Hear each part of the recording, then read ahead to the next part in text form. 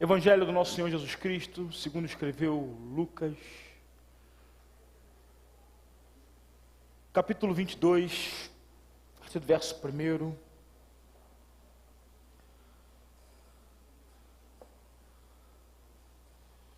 Lucas 22, verso 1.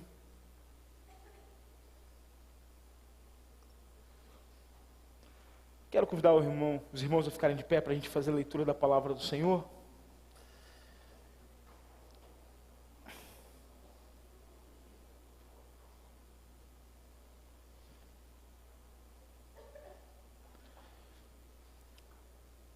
Olha para o seu lado, vê se tem alguém sem Bíblia. Se tiver alguém sem Bíblia perto de você, compartilha a sua Bíblia com a pessoa que está sem Bíblia aí. Ninguém pode ficar sem ler ou perto da palavra. Estava próxima a festa dos pães asmos, chamada Páscoa. Preocupavam-se os principais sacerdotes e os escribas em como tirar a vida de Jesus, porque temiam o povo. Ora, Satanás entrou em Judas, chamado Iscariotes, que era um dos 12. Este foi entender-se com os principais sacerdotes e os capitães sobre como lhe entregaria Jesus. E então eles se alegraram e combinaram em lhe dar dinheiro. Judas concordou e buscava uma boa ocasião de lhe entregar sem tumulto. Chegou o dia da festa dos pães asmos, em que importava comemorar a Páscoa. Pois Jesus enviou Pedro e João, dizendo: ide preparar-nos a Páscoa para que a comamos. Eles lhe perguntaram: onde queres que a preparemos? Então lhe explicou Jesus: ao entrardes na cidade, encontrareis um homem com um cântaro de água. Segui-o até a casa em que ele entrar, e dizei ao dono da casa: o mestre manda perguntar-te, onde é o aposento no qual hei de comer a Páscoa com os meus discípulos? E ele vos mostrará um espaçoso cenáculo mobiliado. Ali fazei os preparativos. E indo, tudo encontraram como Jesus lhe dissera, e prepararam a Páscoa. Chegada a hora, pôs Jesus à mesa, e com ele os apóstolos. E disse-lhes: tenho desejado ansiosamente comer convosco esta Páscoa antes do meu sofrimento. Pois vos digo que nunca mais a comerei, até que ela se cumpra no reino de Deus. E tomando um cálice, havendo dado graças, disse: recebei e reparti entre vós. Pois vos digo que de agora em diante não mais beberei do fruto da videira, até que venha o reino de Deus. Amém? Senhor, nós te louvamos e te agradecemos pelo privilégio de sermos expostos, ó Deus, à tua palavra, e te pedimos que a tua misericórdia, que a tua graça, que a ação do teu Espírito nesse momento, ó Deus, nos valha e nos consiga, ó Deus, fazer entender aquilo que não nos é revelado intelectualmente, mas espiritualmente, ó Deus, pela ação do teu Espírito em nossas mentes, em nossos corações. Cuida do meu falar, cuida de como a palavra vai chegar ao ouvido da igreja, Senhor. Cuida para como ela vai ser, ó Deus, absorvida pela igreja, Senhor.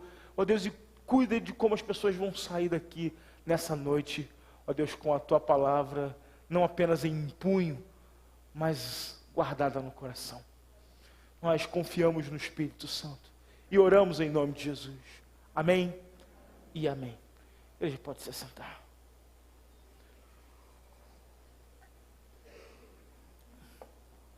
Hoje pela manhã, eu discorri um pouco sobre a instituição da Páscoa, lá em Êxodo capítulo 12, quando a Páscoa ela é instituída, quando a primeira Páscoa é celebrada, e eu trabalhei um pouco com a igreja o desdobramento dessa Páscoa até os dias de hoje. E como ela se tornou um ritual, como ela se tornou um memorial, como ela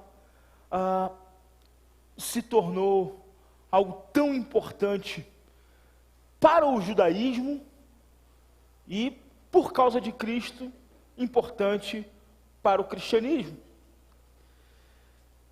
Havia passado 2000 anos desde que Moisés havia instituído a Páscoa, havia passado 2000 anos desde a celebração da primeira Páscoa, quando Jesus tomou a ceia, ou a última ceia, ou a última Páscoa com os seus discípulos. 2000 anos haviam passado. 2000 anos haviam decorrido desde aquele tempo. E eles vinham desde o Egito, observando rigorosamente as práticas ritualísticas da Páscoa. Um memorial que Deus instituiu entre o seu próprio povo, para que eles se lembrassem daquele momento extraordinário que eles haviam experimentado com o Senhor no Egito. Falei hoje pela manhã que a Páscoa, a primeira Páscoa, ela está entre o anúncio e o cumprimento da 10ª praga. A mais terrível de todas as pragas que Deus fez cair sobre o Egito. Curiosamente, não ocasionalmente, mas preparadamente, essa Páscoa ela foi celebrada entre o anúncio e o cumprimento. Deus disse, através de Moisés para Faraó: deixa meu povo ir, porque se você não deixar, eu vou passar e vou levar todos os primogênitos dessa terra. A promessa ela era geral. Todos os primogênitos da terra iam morrer. E eu fiquei sabendo essa semana que inclusive eu.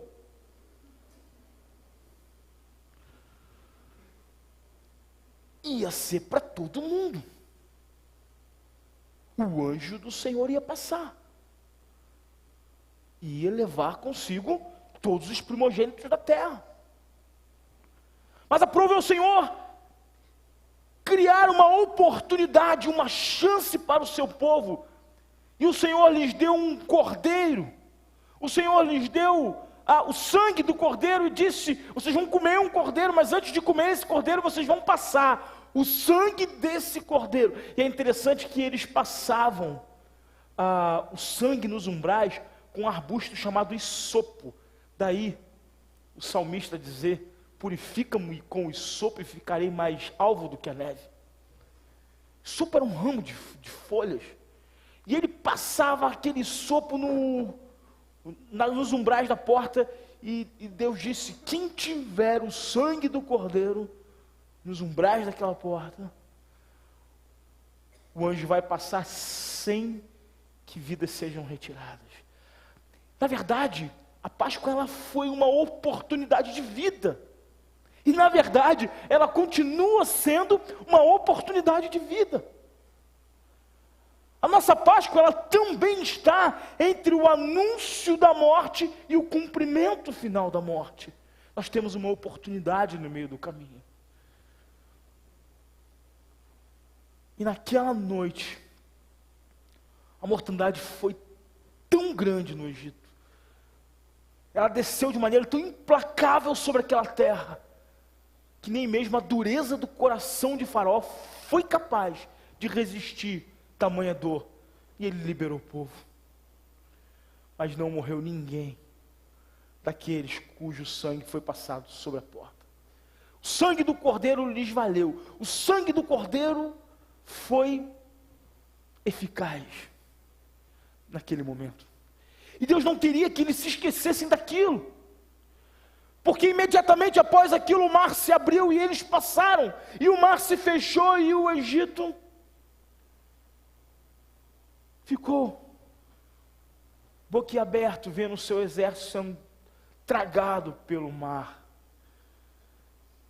Curiosamente, há alguns dias, algum tempo atrás agora, encontraram artefatos de guerra egípcios no fundo do Mar Morto. Um monte de gente espantada, e a gente levantou aquela plaquinha dizendo assim: eu já sabia. E então, aquele momento singular na história, decisivo na história, havia de ser lembrado. Passaram 2000 anos, e aquele povo guardava os rituais, mas a essência do sentimento já estava longe deles. A essência do sentimento já estava longe deles. Passaram 2000 anos desde a ressurreição de Jesus. Do tempo de Jesus para a primeira Páscoa eram 2000 anos, de Jesus para nós, 2000 anos. E o que nós vemos é muita gente lembrando do ritual, mas se esquecendo do porquê do ritual. Sabe, eu estou cansado de... Embora nós tenhamos que repetir para as nossas crianças que Páscoa não é ovo, que não é coelhinho, que não é isso, que não é aquilo, mas eu estou cansado. Eu não prego mais sobre isso. Sabe por que eu não prego mais sobre isso? Que às vezes você vê na Páscoa alguns pregadores, alguns cristãos com sentimento de revolta, dizendo: olha o que fizeram com a Páscoa, transformaram a Páscoa num comércio, transformaram a Páscoa num coelhinho, transformaram a Páscoa num chocolate. E eu pergunto: quem deixou? Quem permitiu que isso acontecesse? Está na conta de quem isso, gente? Está na conta da igreja que se calou. Fomos nós que deixamos. Não tem conversa. Fomos nós que dormimos no ponto. Fomos nós que aceitamos o negócio. Fomos nós, talvez nós, não eu, nem você, mas a igreja que negociou os valores. Agora, não é criticar e nem chorar o leite derramado, agora é pregar o Evangelho. Porque a única coisa que pode consertar o homem é o Evangelho. Então vamos pregar o Evangelho. E aí eu vejo aqui, nesse texto, algumas coisas que não amenizam a nossa situação, mas que põem um alerta sobre nós. Porque nós vemos hoje em dia a Páscoa sendo celebrada com rituais, com certa beleza e com certa fidelidade, mas também às vezes muito distante da sua essência original. Vou dizer uma coisa para vocês: conhecer o significado real da Páscoa não nos prepara para a Páscoa. Saber simplesmente que a Páscoa significa a ressurreição de Jesus não nos prepara para a Páscoa. Quero falar sobre isso hoje. Uma aplicação prática para a nossa vida. Queria ver como que os judeus se perderam nessa época. Como eles se desprepararam para celebrar a Páscoa deles. Vamos tentar ver alguma relação entre como eles se perderam e como nós nos perdemos. E eu quero perguntar: como você está preparado para a Páscoa? E talvez perguntar: você está preparado para a Páscoa? Então, acompanhe aqui o texto comigo. Em primeiro lugar, não nos preparamos bem para a Páscoa por conta de algumas preocupações que nós temos. Capítulo 22, verso 1 diz assim: estava próxima a festa dos pães asmos, chamados Páscoa. Se você olhar para o verso 7, nós temos aqui, nesse ponto aqui, um tópico frasal que define como a Páscoa deveria ser comemorada. Chegou o dia da festa dos pães asmos, em que importava comer a Páscoa. Importava você sentar e comer e celebrar. Chegou o dia. Mas como esses homens se prepararam para ela? Eles se prepararam se perdendo. Na verdade, eles se desprepararam para a Páscoa, por causa de algumas preocupações que o texto diz aqui. Verso 2: preocupavam-se os principais sacerdotes e os escribas em como tirar a vida de Jesus.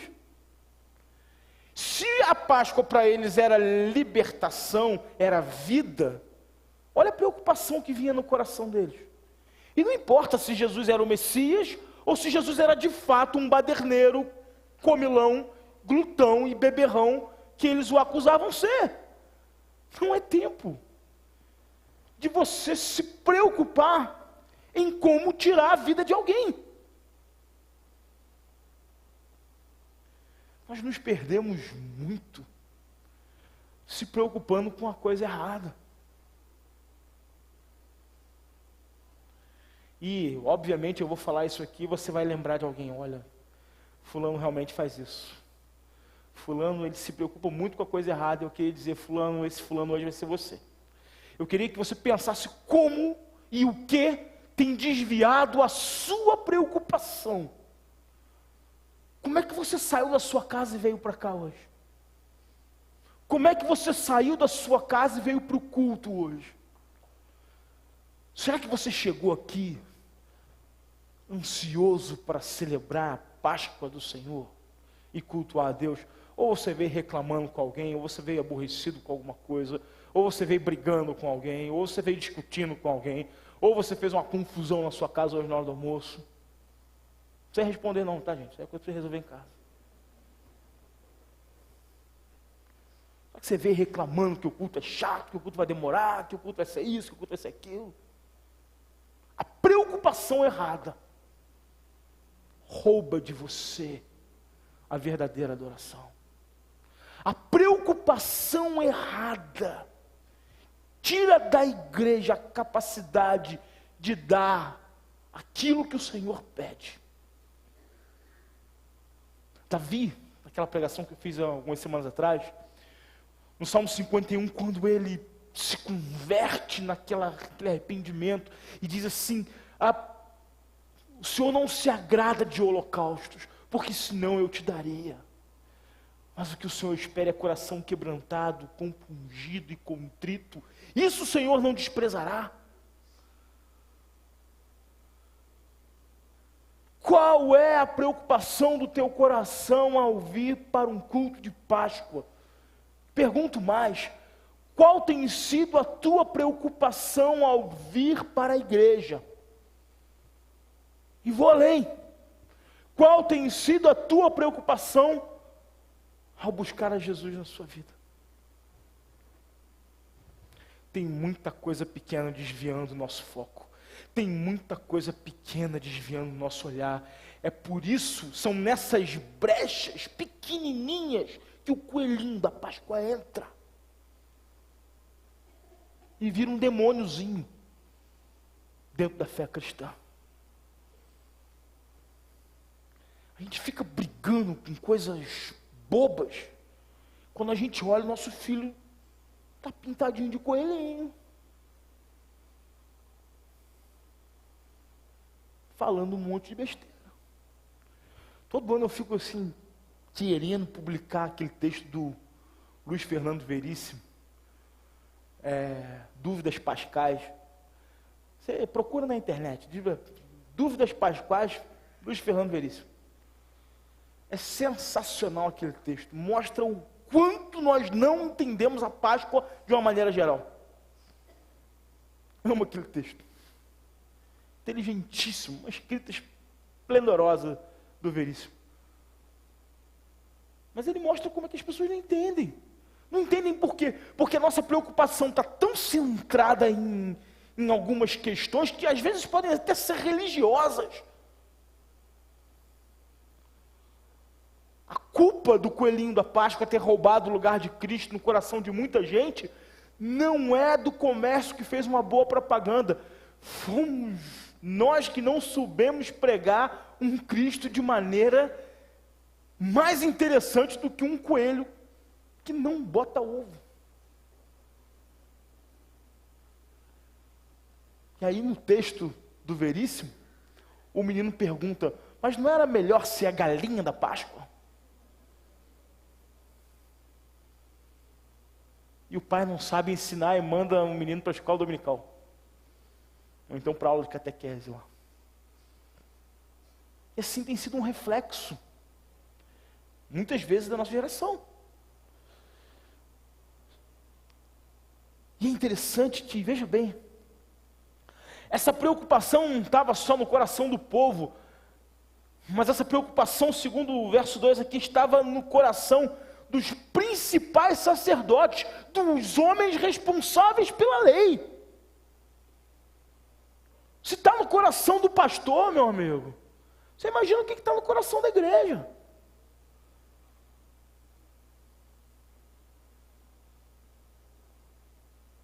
A mensagem precisa confrontar.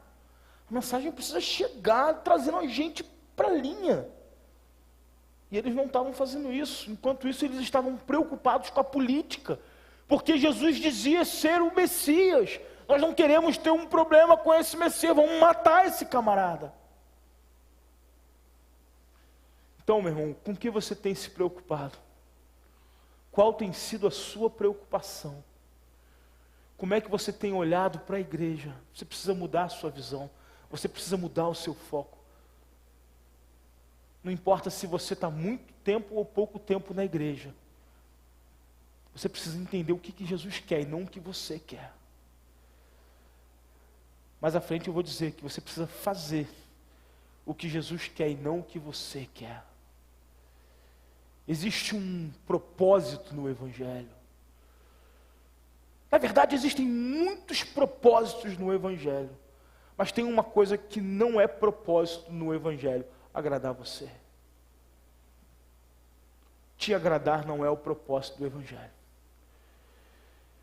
Jesus não morreu na cruz para te agradar, querido. O Evangelho não é feito dessas coisas. O Evangelho não é feito dessa natureza. Ora,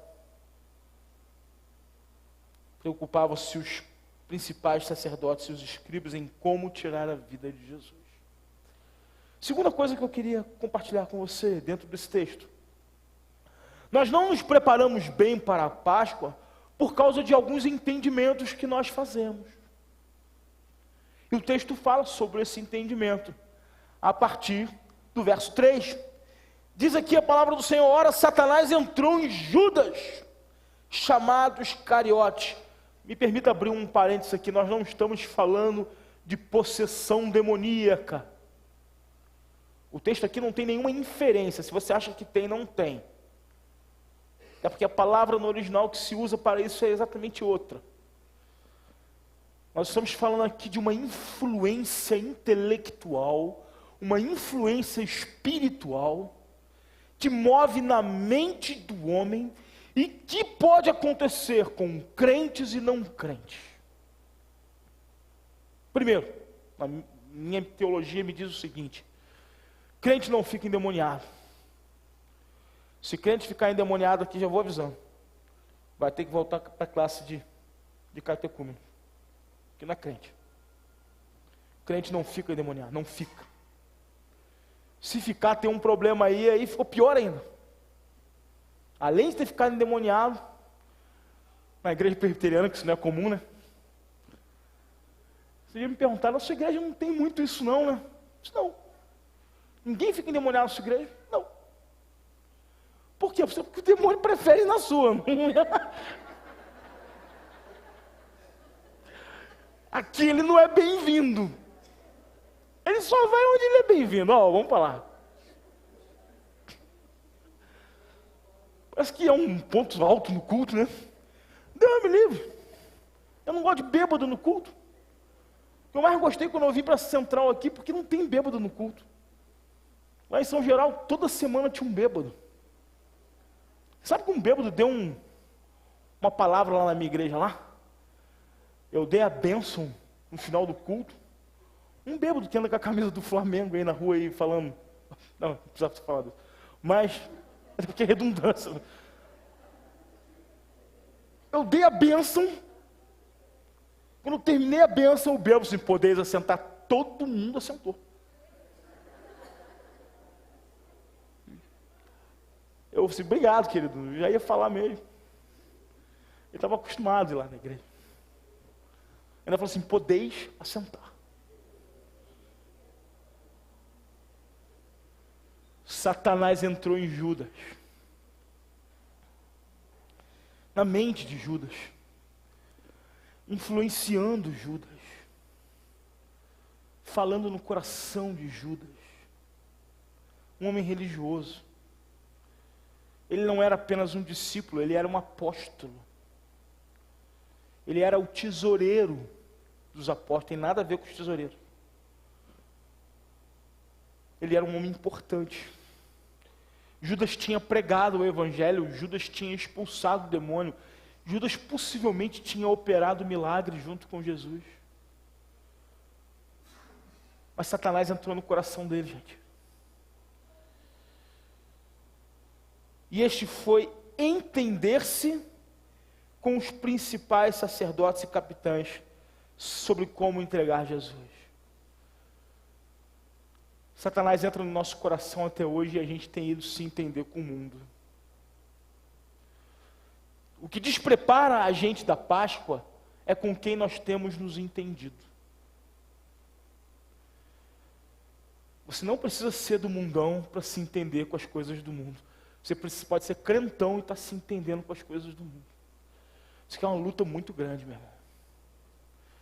Nós temos nos entendido com muitas coisas que esse mundo propõe.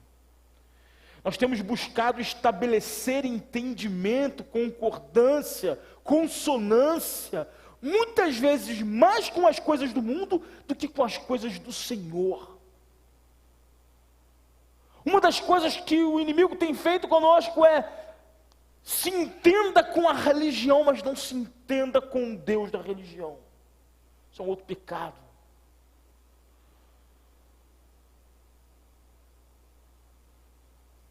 O que a gente faz no oculto, o que a gente faz no secreto, o que está na nossa mente.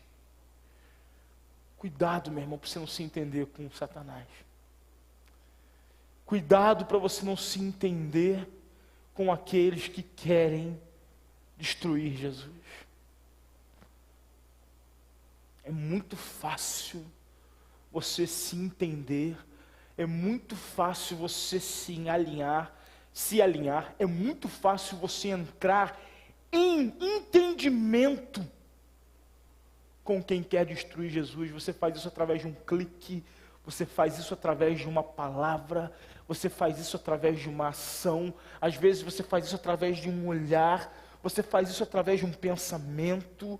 Existem muitas maneiras muito fáceis de você se entender. E tudo isso, gente, às vésperas da Páscoa. Quando o sentimento devia estar tomando a mente e controlando a nossa mente, na verdade nós vemos aqui preocupações nos desviando do foco e entendimentos nos desviando do foco. E é isso que tem acontecido nos nossos dias. É assim que o inimigo tem deturpado a ideia, o pensamento, a filosofia cristã, desde a época de Jesus até os dias de hoje. Muda o tempo, mudam os dias, mudam as culturas, mas a essência do pecado é exatamente a mesma. Nós caímos pela mesma razão. Nós temos sido devorados, destruídos pelas mesmas razões. Tem crente caindo pela mesma razão.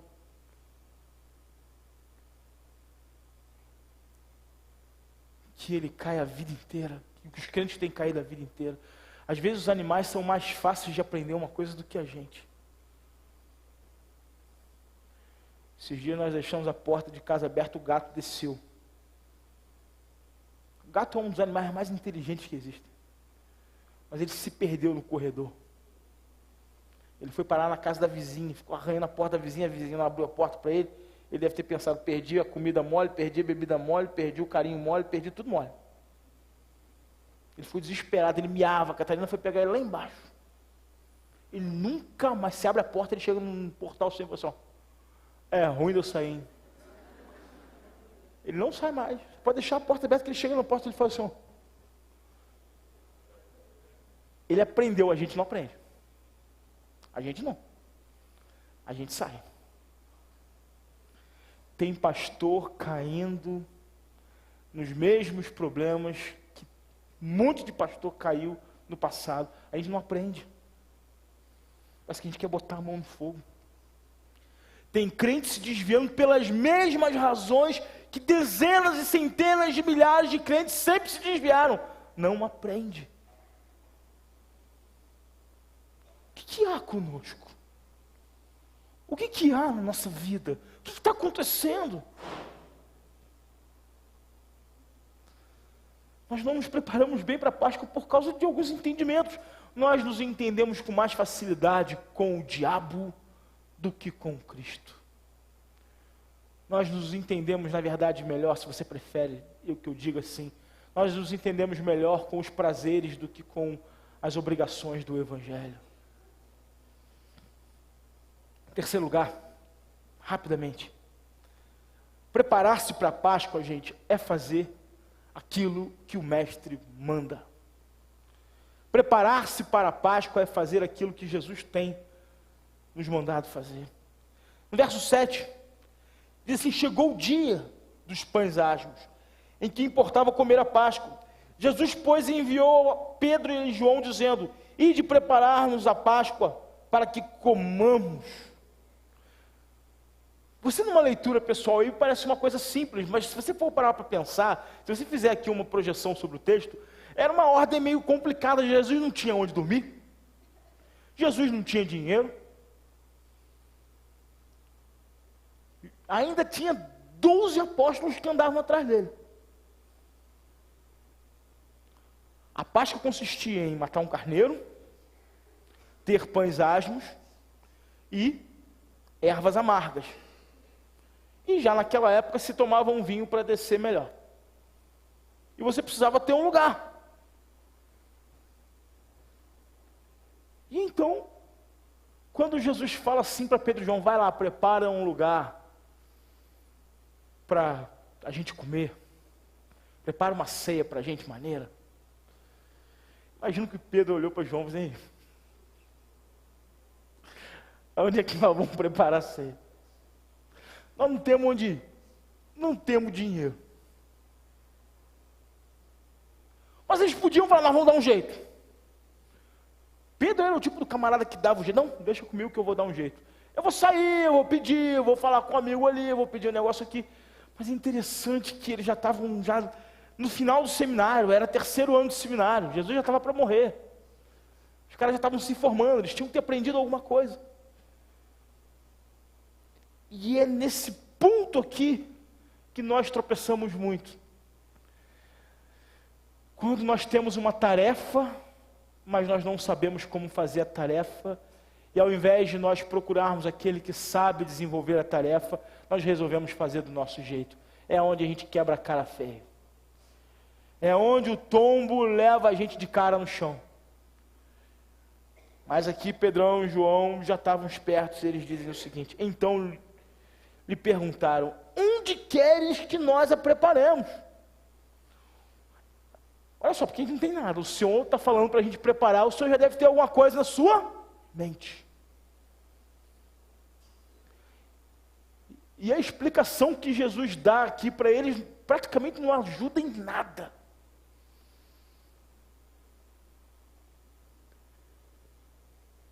Ele fala assim: quando vocês entrarem na cidade, vocês vão encontrar um homem com um cântaro de água. Entendeu? Pedro. Complicado, né? Vocês vão seguir esse homem. Na casa que ele entrar, e vocês vão dizer para ele: o mestre manda perguntar-te, onde é o aposento no qual eu hei de comer a Páscoa? Isso aqui me abre uma coisa muito interessante. Nós temos a ideia de que Jesus era uma pessoa que só andava com os apóstolos, né? Isso aqui me leva a entender que Jesus tinha uma vida social. Jesus conhecia aquele homem. Jesus possivelmente já tinha falado com aquele homem. Jesus andava por muitos lugares, ele falava com muita gente, ele trocava informação com muita gente. E para uma pessoa liberar uma casa e dar tudo para Jesus fazer a Páscoa, Era alguém que já tinha sido cativada por Jesus. E eu não tenho dúvida ao dizer isso, porque Jesus é extremamente cativante. O pouco que eu leio sobre ele, eu fico apaixonado por ele. Imagina você conversando com uma pessoa tão apaixonante como Jesus. Não tem como não se cativar com essa pessoa. Não tem como não se apaixonar por essa pessoa.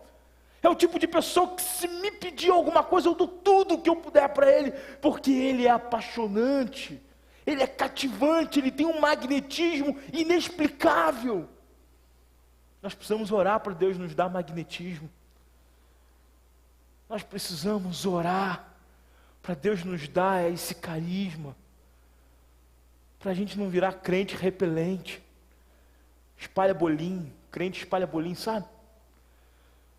Sabe o que é crente espalha bolinho? Onde ele chega, o bolinho faz... Crente chatinho.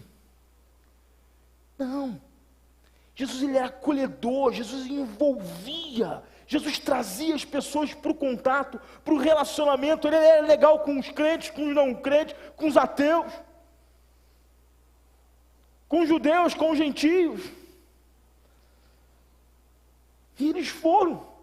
Imagina você chegar em Jerusalém. Eles estavam em Jerusalém, eles não estavam na Judéia, eles estavam em Jerusalém, eles não estavam em Cafarnaum, não estavam em Nazaré, que eram cidades menores, mas eles estavam na Judéia, em Jerusalém, que era a capital, que era o lugar maior. E eles viram um homem com um cântaro de água, e eles seguiram aquele homem maravilhado. Nossa, ele acertou, tinha um homem com um cântaro de água. Ele entrou numa casa, assim: é você que vai preparar a mesa do Senhor? Sou eu mesmo. É aqui, vocês podem preparar do jeito que vocês quiserem. Jesus disse que já estava tudo mobiliado, o espaço era grande. E ali vocês vão fazer os preparativos. E indo, encontraram tudo como Jesus lhe dissera. Deixa eu te dizer uma coisa.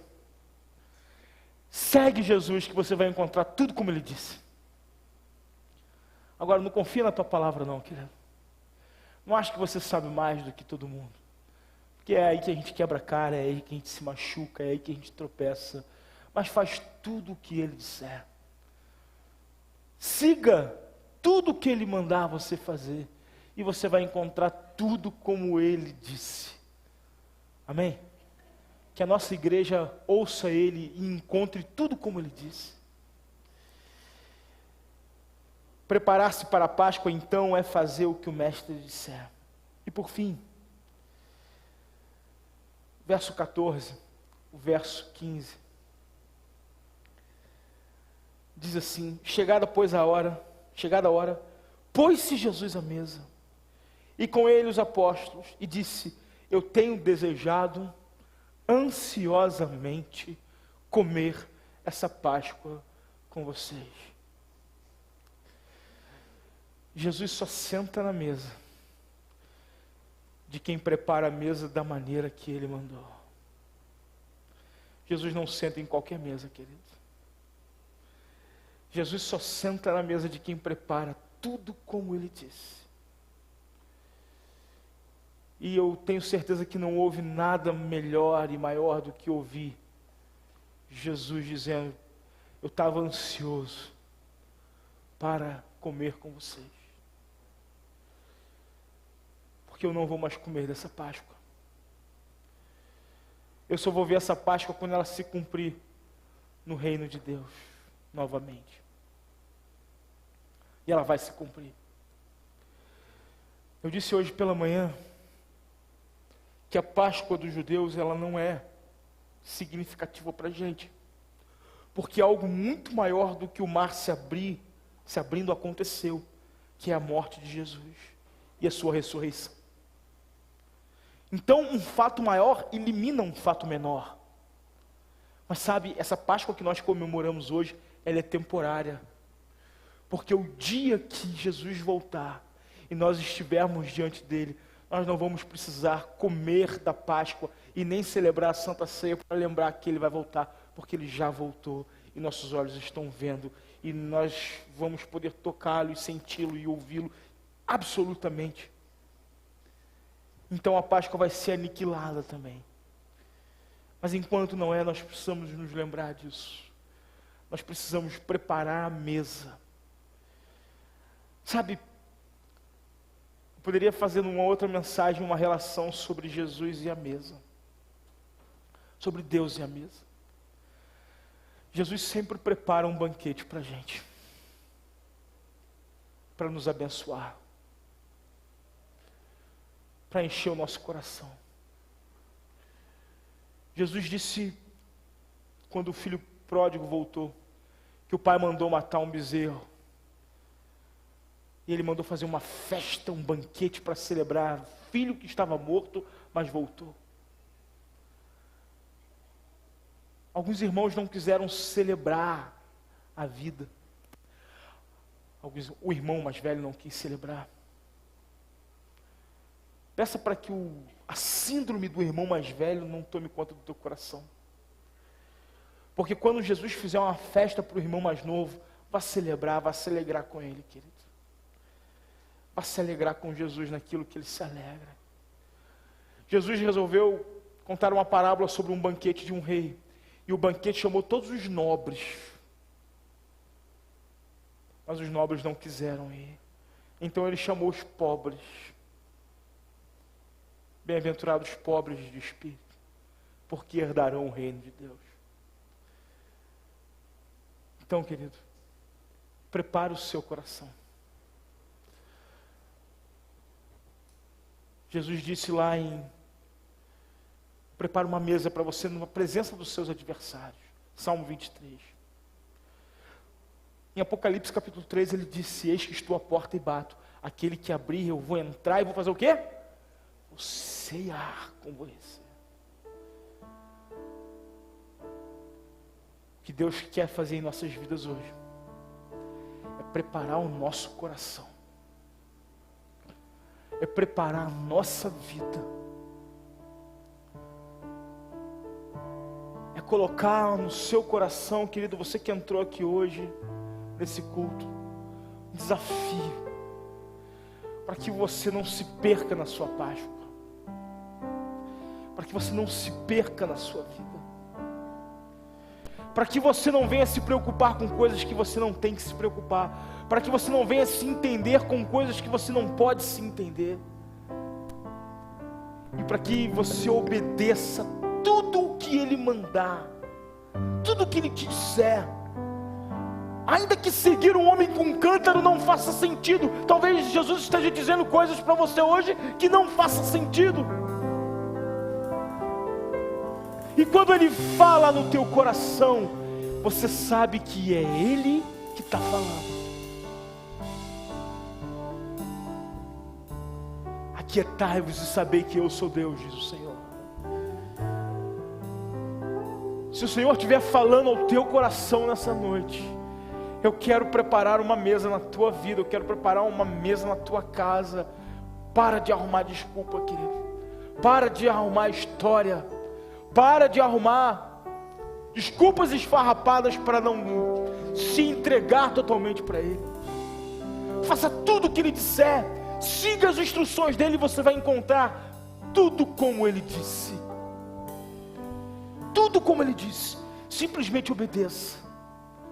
Simplesmente obedeça. Obediência nem sempre anda alinhado com a nossa vontade. Obediência nem sempre anda alinhado com a nossa vontade. Às vezes eu vejo algumas pessoas dizendo: eu não tenho sentido alegria no ministério, eu não tenho sentido alegria nisso. Deixa eu te falar uma coisa, meu irmão. Ministério não foi feito para trazer alegria. Ministério foi feito para trazer honra e glória ao nome do Senhor. E se você precisa se sacrificar no ministério, faça isso. Simplesmente faça isso. Simplesmente faça isso.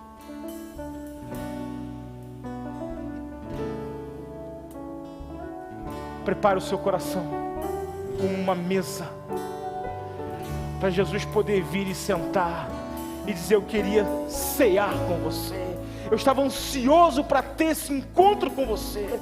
Talvez seja isso que você precise ouvir no teu coração hoje. Talvez seja essa experiência que você precisa ter na sua vida hoje. Ouvir dizer, Jesus, ouvir Jesus dizendo para você: eu queria sentar com você, eu queria estar com você. Você que está nos visitando hoje, talvez Jesus esteja dizendo: eu queria te dizer, eu queria falar com você do meu jeito. Vamos ficar de pé.